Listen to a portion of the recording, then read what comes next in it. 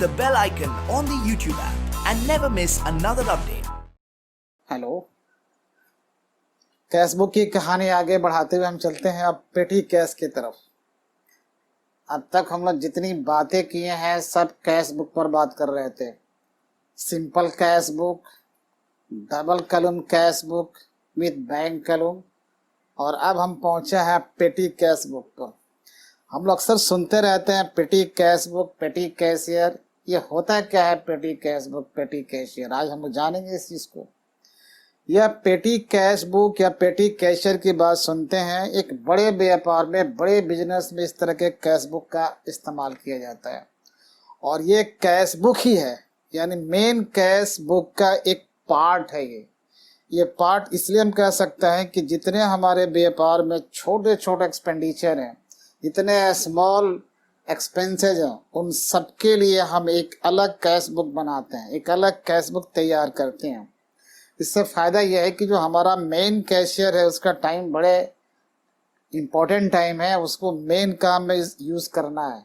अगर हमारा main cashier इन छोटे छोटे खर्चे के लिए, स्मॉल एक्सपेंडिचर के लिए अपना समय लगाएगा तो ये थोड़ा ठीक नहीं कहा जाएगा। उसको बड़े काम में इस्तेमाल किए जाए, और जितने ये स्मॉल पेमेंट्स है, छोटे छोटे खर्चे हैं, ये काम कोई और करे, एक अलग बुक में करे। इससे कई फायदे होते हैं।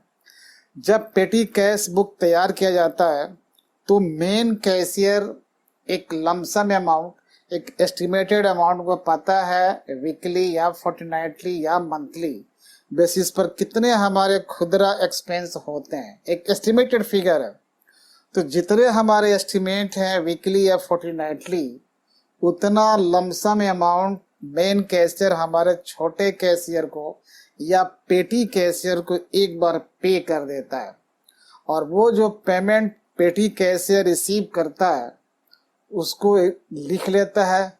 और वो फिक्स अमाउंट नहीं है, एक एस्टिमेट है कि हमारे 15 दिन पे अगर चेक करते हैं या मंथली टोटल करते हैं तो हमारे ऐसे खुदरे खर्चे या स्मॉल एक्सपेंडिचर लमसम कितने होते हैं। तो एक एक्सपीरियंस के बेस पर हमें पता है। चलो मान लेते हैं एग्जांपल में कि हमारे 4000 के आसपास ये खर्चे हमारे खर्चे हो सकते हैं, इससे नीचे ही होते हैं। तो एक लमसम अमाउंट 4000 हर 15 दिन पर या हर एक महीना पर मेन कैशियर अपने पेटी कैशियर को पे करेगा, देगा।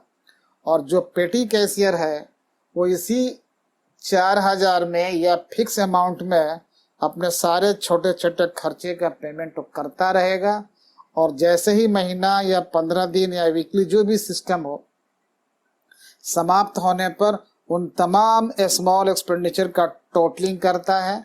ये हिसाब देगा मेन कैशियर को, वाउचर बनाएगा, रसीद बनाएगा, पास करवाएगा, चेक करवाएगा, अप्रूव करवाएगा, और जितना अमाउंट एक्सपेंडिचर के नाम पर पेमेंट हो चुका है उतना अमाउंट फिर मेन कैशियर रीइंबर्स करेगा। तो इस एग्जांपल में समझाया गया है। तो इससे पहले हम थोड़ा हेडिंग समझ लें। एक बात और कह लें कि ये अक्सर बड़े व्यापार में, बड़े बिजनेस में इस्तेमाल किया जाता है, क्योंकि वहीं पर मेन कैशियर को मेन काम करना होता है। इन छोटे छोटे पेमेंट्स के लिए इसका समय बर्बाद न किया जाए, किसी दूसरे को एक ऐसे एम्प्लॉय बहाल कर लिया जाए जो कि इन छोटे छोटे खर्चों का काम करता रहे, पेमेंट करता रहे। और ऐसे पेटी कैश रखने से कई फायदे भी होते हैं। पहला तो फायदा यह है कि हमारे मेन कैशियर का टाइम बचता है, टाइम सेव हो जाता है। दूसरा यह है कि एक लिमिटेड एक्सपेंडिचर किसी दूसरे को पे करने को दिया जाता है, इसलिए कोई बड़े घोटाला वो नहीं कर सकता। तीसरा फायदा एक और हो सकता है कि अगर जो खर्चे किए गए हैं उनका कंपैरिजन बड़े आसानी से, छोटे छोटे अमाउंट है, इजीली कर सकते हैं, और नेक्स्ट पीरियड के लिए उसे कंट्रोल किया जा सकता है। तो इस प्रकार हमारे कई फायदे हैं। तो हम चलते हैं इसके हेडिंग में। जब हमको बनाना होगा तो कैसे बनाएंगे? दरअसल ये भी हमारे मेन कैश बुक का एक पार्ट है। अब इसमें हेडिंग जब बनाते हैं सब कुछ वैसा ही रहेगा जो पिछला हमने कैश बुक का स्टडी किया है, कैश बुक बताया। जैसा कि हमने पीछे पढ़ा है कैश बुक में, सिंपल कैश बुक में, कि डबल डबल कॉलम होते हैं। डबल कॉलम कैश बुक तो नहीं, मतलब डबल डबल है सिंपल कैश बुक में। एक पहला होता है उनमें date, particular, voucher number, LF, फिर अमाउंट, फिर डेट, फिर पर्टिकुलर, फिर वाउचर नंबर, फिर इस तरह से होता था दोनों साइड। यानी पर्टिकुलर के भी 2 कॉलम होते थे, अमाउंट के भी दोनों तरफ 2 कॉलम होते थे, और डेट के भी 2 कॉलम होते थे। ये सारी कहानी हटा दी गई है इसमें। इसमें डेट के लिए भी एक ही कॉलम रखा गया, ये डेट के कॉलम में बस वन साइड में, और ये पर्टिकुलर के भी एक ही कॉलम रखे गए हैं। पिछला जो हमने कैश बुक पढ़ा उसमें पर्टिकुलर के 2 कॉलम होते थे, एक लेफ्ट साइड में होते थे, दूसरा एक राइट साइड में होते थे। और सिमिलरली डेट के भी 2 कॉलम होते थे, एक लेफ्ट साइड में होते थे, एक राइट साइड में होते थे। और उसी प्रकार ये जो अमाउंट है तो 2 कॉलम यहाँ तो है, लेकिन थोड़ा सा इनका कंडीशन सिचुएशन थोड़ा अलग अलग है। यहाँ लेफ्ट साइड वाले अमाउंट है और यहाँ भी एक राइट साइड वाले अमाउंट है। यानी ये कॉलम बता रहा है कि टोटल पेमेंट कितने हमारे हो रहे हैं। यानी रिसिप्ट को इधर रखा है एकदम कोने में, क्योंकि बार बार रिसिप्ट होता है ना, एक सर्टेन पीरियड के बाद एक सर्टेन अमाउंट रिसिप्ट किया जाता है। यानी मेन कैशियर वो पहले ही दे देता है ताकि छोटे कैशियर उसमें से अपना छोटे छोटे खर्चे करता रहे, और जितना खर्चा वो कर ले उसका हिसाब दे, और उतना अमाउंट फिर वो रीइंबर्स करता है मेन कैशियर। तो मुश्किल से 1 या 2 बार रिसिप्ट वाली बात होती है, ये कोने में है। और मेन कैशियर अपना काम कर दिया, ठीक है। अब ये पेमेंट शुरू करते हैं। तो जब पेमेंट शुरू करते हैं, देखा है ना टोटल पेमेंट्स क्या है, सब स्मॉल एक्सपेंडिचर इसमें। तो एक कॉलम ये बना दिया गया है खर्चे के लिए, और जो भी आइटम खर्चे, जिस आइटम में खर्चे किए जाएंगे उन सारे आइटम के एक लाइन से नाम लिखते चलना है। अब हमने न्यूज़पेपर में पेमेंट किया, वो लिख दिया 300 रुपया। हमने साबुन वगैरह खरीदा, सोप लिया, उसको लिख दिया 200 रुपया। चैरिटी दिया, उसमें 300 रुपया लिख दिया। वेजेज दिया, 400 रुपया लिख दिया। ये जो जिस नाम पर हमारा पेमेंट गया है स्मॉल एक्सपेंडिचर का, उनका एक लाइन से नाम लिखना है, और जो पेमेंट है टोटल पेमेंट के कॉलम में लिख देना। ये तो सिंपल सी बात हो गई। यहाँ लिखा है वाउचर नंबर। ये वाउचर नंबर बताता है कि जो भी आपकी ये पेमेंट जा रहा है एक्सपेंडिचर में, इसका अगर पॉसिबल हो सके तो डॉक्यूमेंट्री एविडेंस चाहिए।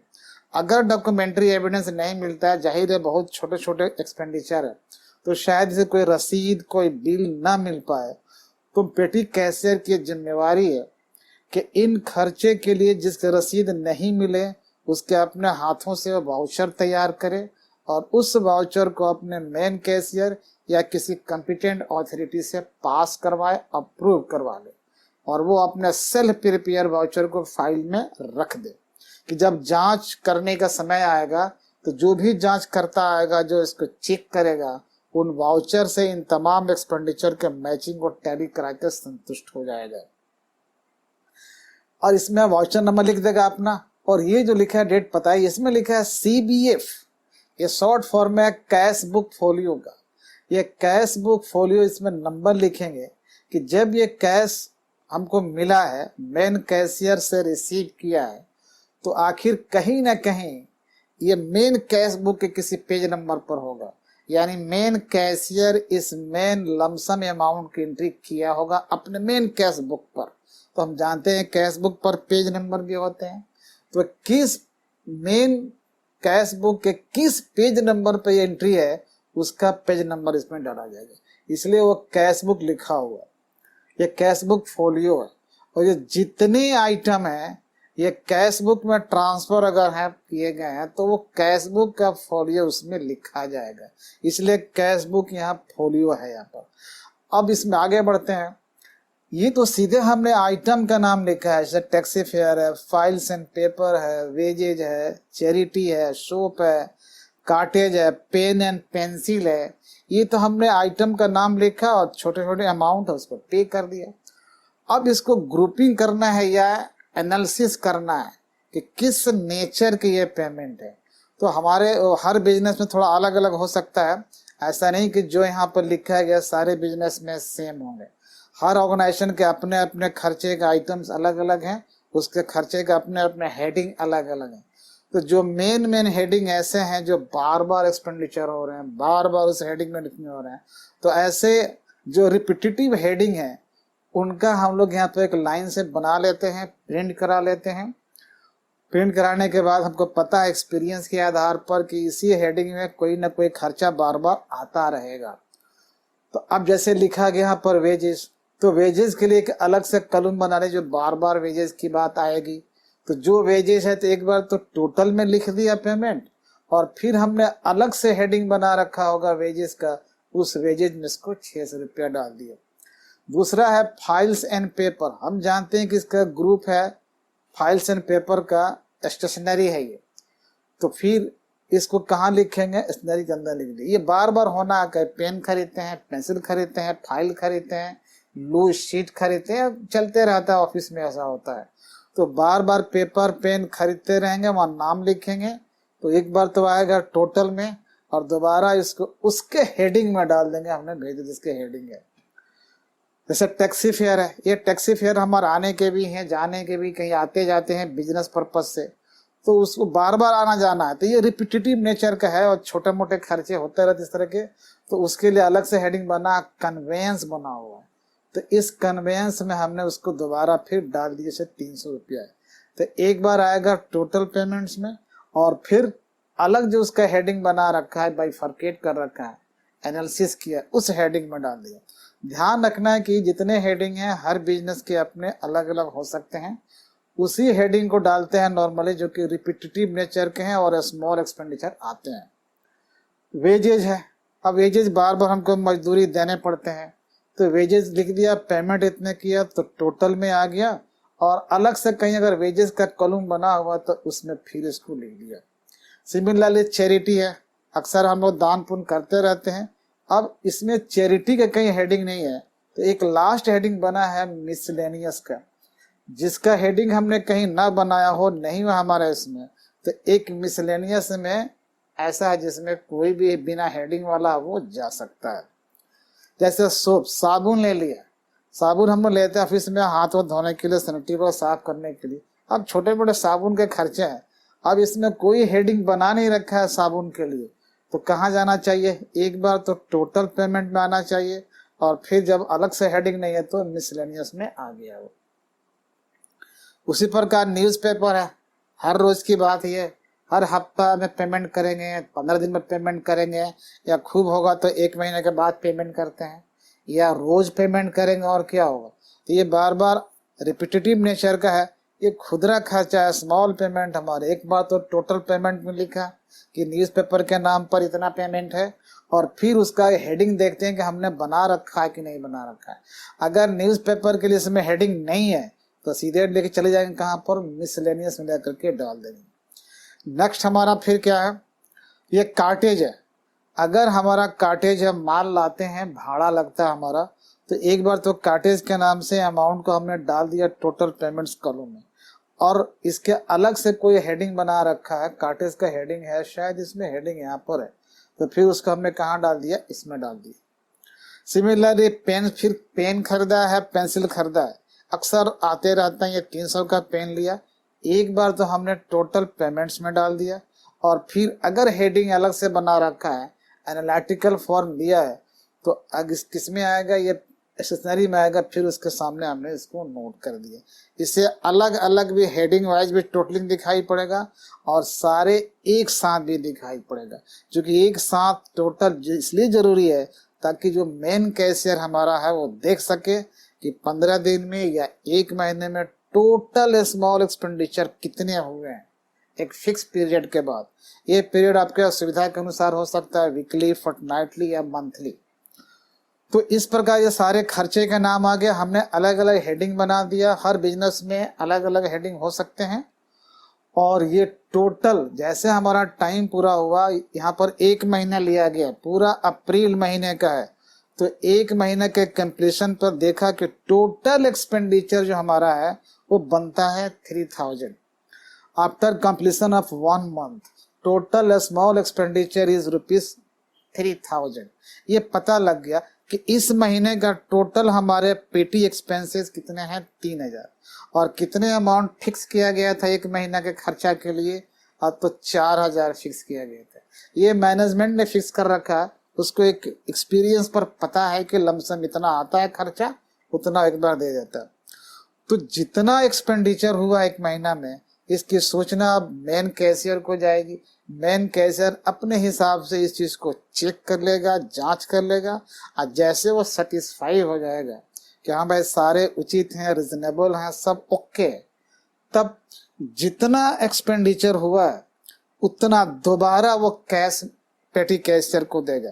तो ये थोड़ा सा हम लोग काम यहाँ पे करेंगे कि जितना ये 3000 का टोटल एक्सपेंडिचर है, 4000 में से 3000 हमने माइनस कर दिया, खर्चा हो चुका है उतना, तो अभी बैलेंस बचा हुआ है। उस महीने के लास्ट में जो बैलेंस बचा है, उस बैलेंस को हम सीडी के नाम से लिख देंगे इसके नीचे। तो 3000 टोटल एक्सपेंडिचर है, 1000 हमारा बैलेंस बच गया है, फिर दोनों को जोड़ेंगे तो 4000 आ जाएगा। यानी 4000 ये साइड भी आ गया 4000 टोटल करके, और जो मिला था हमको वो भी 4000, ये दोनों साइड हमारा टैली कर गया। अब नेक्स्ट पीरियड फिर शुरू होगा। अगर हमने पूरे अप्रैल महीना को लिया है तो नेक्स्ट पीरियड शुरू होगा 1 मई से शुरू होगा। तो 1 मई से यहाँ पर शुरू हो गया, डेट आ गया। तो नियम क्या है कि पिछले पीरियड में जितना एक्सपेंडिचर कर दिया था उतने ही अमाउंट फिर कैश मिलेगा, फिर हम कैश रिसीव करेंगे, अमाउंट रिसीव करेंगे, उस कॉलम में आ जाएगा। तो कितना जो बैलेंस था वो आ गया, फिर जो सीडी था वो बीडी बन के आ गया यहाँ पर 1000, और जितना एक्सपेंडिचर था 3000 उतना फिर कैश के नाम पर रिसीव हो गया। तो इस प्रकार ये फिर 4000 हो गया, और अगला महीना शुरू होगा, फिर इसी तरह हम सारे एक्सपेंडिचर को इस कॉलम में लिखते जाएंगे और इस हेडिंग के अनुसार उसको बाइफरकेट करते चले जाएंगे। ये कहानी हर महीना चलती जाएगी, और इससे हम छोटे छोटे खर्चों में जो समय बर्बाद होता है मेन कैशियर का वो बच जाएगा। इसका कंपेरिजन करना, कंट्रोल करना इजी है, और कोई गबन भी करता है तो बड़े छोटी अमाउंट कर पाएगा। इससे ज़्यादा पेमेंट करता है तो क्वेश्चन हो सकता है कि जितना उसको ऑथराइज किया गया उसी हिसाब से वो पेमेंट करेगा, बस। तो मुझे लगता है कि ये बात समझ में आ चुकी होगी। अब आप बड़े आराम से किसी बिजनेस में अपने पेटी कैश बुक बना सकते हैं, अपने हिसाब से रख सकते हैं, और अक्सर पेटी कैशियर, पेटी कैश बुक, पेटी कैशियर, पेटी कैश बुक की बात चलती रहती है। और ये बड़ा सिंपल काम है, इसके लिए कोई बहुत ज़्यादा नॉलेज की ज़रूरत नहीं है, बहुत टेक्निकल नॉलेज की ज़रूरत नहीं है। आधे घंटा 1 घंटा अगर कोई समझा दे तो कोई भी आदमी इस काम को आराम से कर लेगा। उसको कैश मिल जाएगा लमसम, और छोटे छोटे खर्चा पेमेंट करता रहेगा और हिसाब देता रहेगा। इस प्रकार हमारे पेटी कैश बुक लिखने का प्रोसेस सालों भर जारी रहते हैं, पीरियड वाइज। जो पीरियड सिलेक्ट करना है वो मैनेजमेंट चुन लिया है कि हमें वीकली करना है या 15 दिन पर करना है या मंथली करना है, वो डिपेंड करता है मैनेजमेंट क्या डिसाइड करता है, उसी प्रकार ये काम होता जाएगा। ये जितने आइटम्स लिखे गए इससे ज़्यादा आइटम हो सकते हैं, तो जितने ज़्यादा आइटम होंगे वो सिलेक्टेड पीरियड में उतना आप लिखेंगे। एक मेन बात, ये जो सिस्टम पर हम जो लिख रहे हैं पेटी कैश बुक, इसमें मेन कैशियर जो हमें पहले पैसा देता है, रुपया देता है, फिक्स अमाउंट, तो बिल्कुल क्या है, ये एडवांस जैसा है। यानी एडवांस हमको मिल गया और तब उसमें से हम खर्चा देना शुरू करते हैं। फिर नेक्स्ट पीरियड के लिए हमें फिर कैश मिलता है एडवांस जैसा, और तब फिर एक्सपेंस करना शुरू करते हैं। तो ये पेटी कैशियर को एडवांस मिलना और उसमें से खर्चा करना, this is called interest system of cash, interest system of cash, या कह सकते ये एडवांस सिस्टम है। तो कैश बुक लिखने की ये इंटरेस्ट सिस्टम कहलाता है, यानी कि एडवांस सिस्टम कहलाता है। उम्मीद है कि आपको बात समझ में आई होगी और अब आराम से लिख सकते हो। अगर वीडियो पसंद आए तो आप मेरे चैनल को सब्सक्राइब करो। थैंक यू, धन्यवाद।